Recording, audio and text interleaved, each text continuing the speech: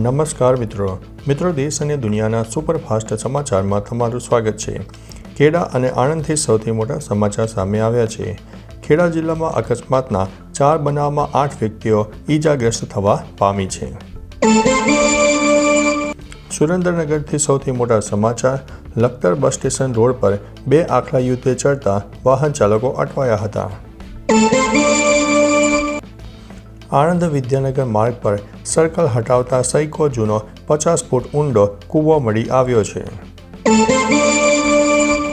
ખેડા અને આણંદની વાત કરીએ તો કઠલાણના ગાર્ડવેલની સીમમાંથી વાત્રક નદી પાસે 1.37 કરોડના દારૂ સાથે 3 વ્યક્તિની ધરપકડ કરવામાં આવી છે।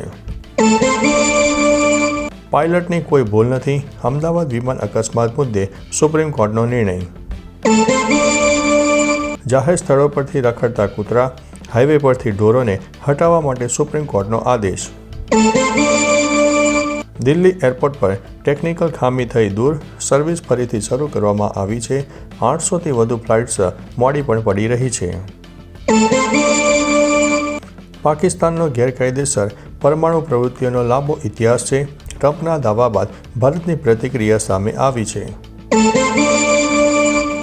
ઇન્ડોનેશિયાની મસ્જિદમાં નમાઝ સમયે વિસ્ફોટ જોવા મળ્યો હતો।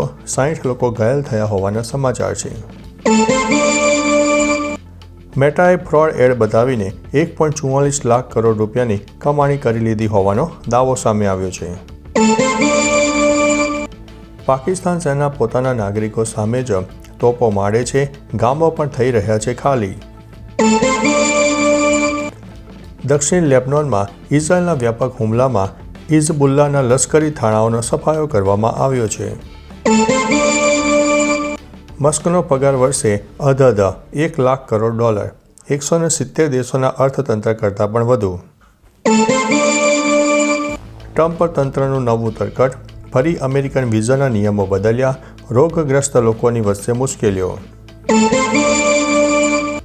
અમેરિકામાં શટડાઉનની માઠી અસર, ન્યૂયોર્ક, લોસ એન્જલસ સહિત 40 એરપોર્ટ ઉપર સંચાલન ઠપ્પ થશે।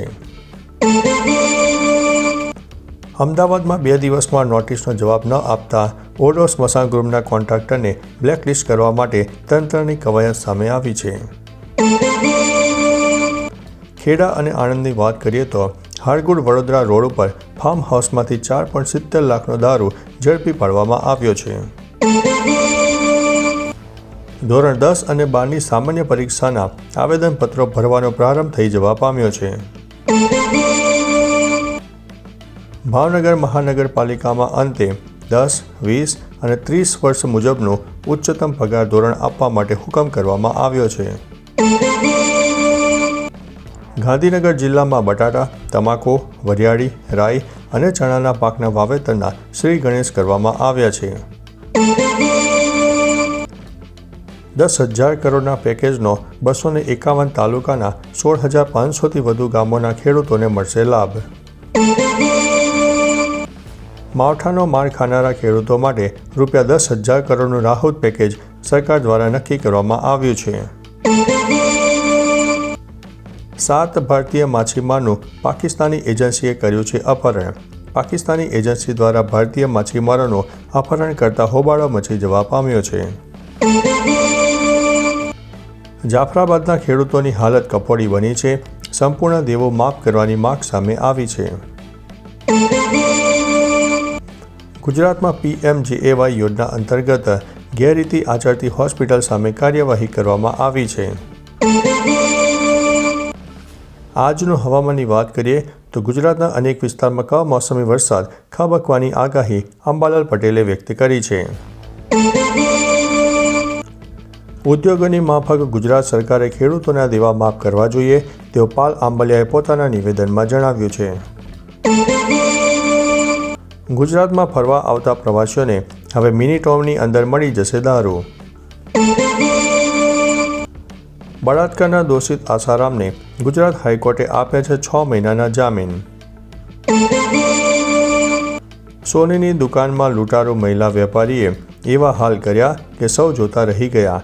ઝવેરી ઉપર મરચું છાંટવું ભારે પડ્યું।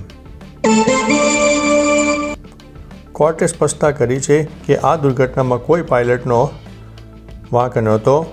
એમાં જે સબરવાલ નામનો પાયલટ હતો તેની કોઈ પણ ભૂલ હતી નહીં.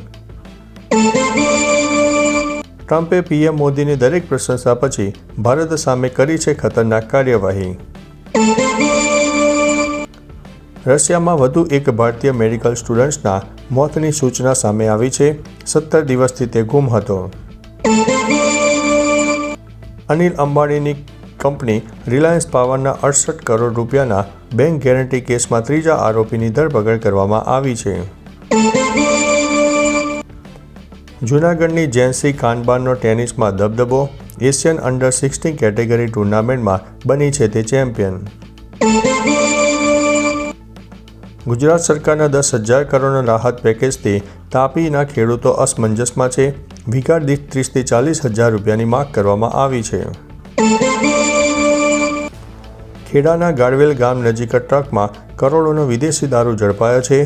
3ની ધરપકડ કરવામાં આવી છે. તાપી જિલ્લામાં પાક નુકસાનીનું સર્વે પૂર્ણ. ખેડૂતોએ યોગ્ય અને ઝડપી વળતરની માંગ પણ કરી છે. તો ચાલો મિત્રો, ફરીથી દેશ અને દુનિયાના સુપરફાસ્ટ સમાચાર લઈને મળતા રહીશું. ત્યાં સુધી અમને રજા આપશો. નમસ્તે.